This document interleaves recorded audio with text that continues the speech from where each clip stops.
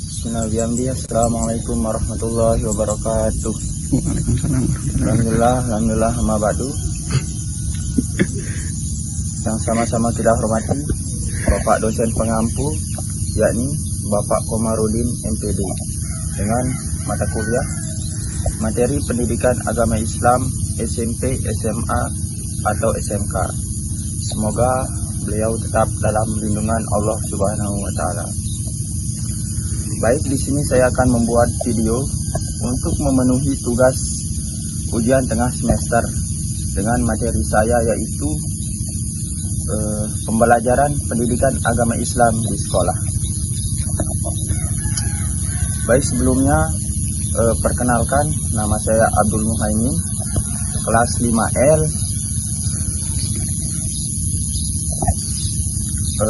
Prodi Pendidikan Agama Islam, Institut Agama Islam Hamzanwadi.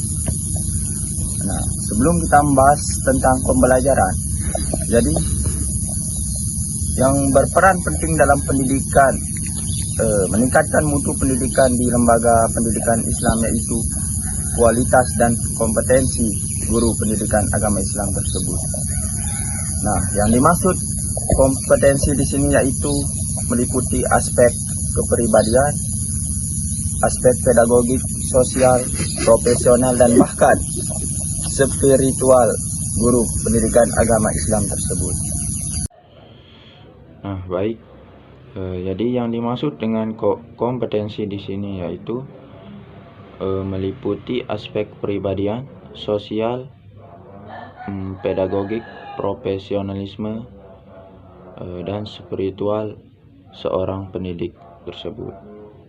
Nah, yang dimaksud dengan aspek kepribadian di sini, jadi pendidik itu harus memiliki akhlak mulia dan budi pekerti. Nah, kenapa? Karena pendidik itu harus menjadi teladan, bukan hanya dalam ucapan, tetapi juga dalam sikap dan perilaku pendidik tersebut. Nah, jadi pendidik juga harus bisa mengelola emosinya supaya bisa bertindak dengan tenang, sabar, dan profesional. Oke, baik, selanjutnya adalah aspek pedagogik.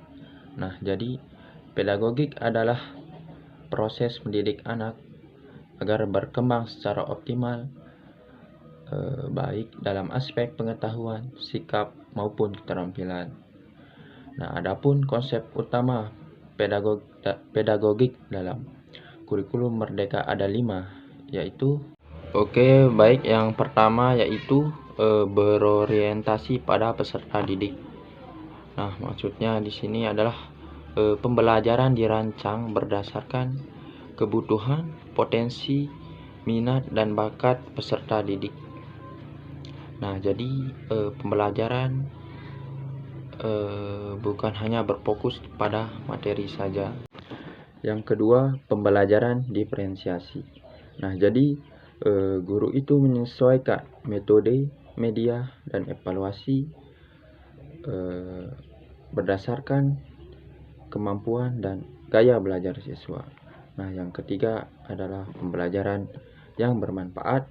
Yang keempat, evaluasi format yang berkelanjutan. Dan yang terakhir, mengembangkan pelajar profil Pancasila. Selanjutnya, guru juga harus memiliki aspek sosial yang tinggi. Contohnya, menghargai dan menghormati orang lain, bersikap ramah, sopan, memiliki toleransi, dan lain-lain. Nah, guru juga harus profesional dan memiliki aspek spiritual. Kenapa? Karena seorang pendidik itu bukan hanya mengajar pengetahuan, transfer of knowledge, tetapi guru juga mengajar bagaimana membentuk karakter yang baik, berakhlak mulia, dan memberikan makna hidup kepada siswa-siswanya. Pembelajaran pendidikan agama Islam di sekolah memegang peranan penting dalam membentuk karakter, spiritualitas, kualitas dan jati diri peserta didik. Pendidikan agama Islam tidak hanya berfokus pada ranah pengetahuan, tetapi juga menanamkan nilai-nilai moral dan penguatan akhlak sebagai dasar pembentukan karakter siswa. Dalam pembelajaran, metode yang efektif umumnya memadukan pendekatan interaktif dengan penggunaan media yang sesuai agar keterlibatan dan pemahaman siswa dapat meningkat. Jadi, media pembelajaran berfungsi sebagai sarana pendukung yang mampu menyajikan materi secara lebih menarik dan konkret, sehingga membantu siswa memahami konsep secara lebih mendalam sekaligus menumbuhkan motivasi belajar. Pemilihan media harus diselaraskan dengan karakteristik materi dan kebutuhan peserta didik, serta mempertimbangkan landasan teori pembelajaran seperti konstruktivisme, kognitif, kolaboratif, dan motivasional agar hasil belajar dapat dioptimalkan. Oke, baik, mungkin ini saja materi dari saya. Mungkin ada kata-kata yang salah dari saya minta maaf.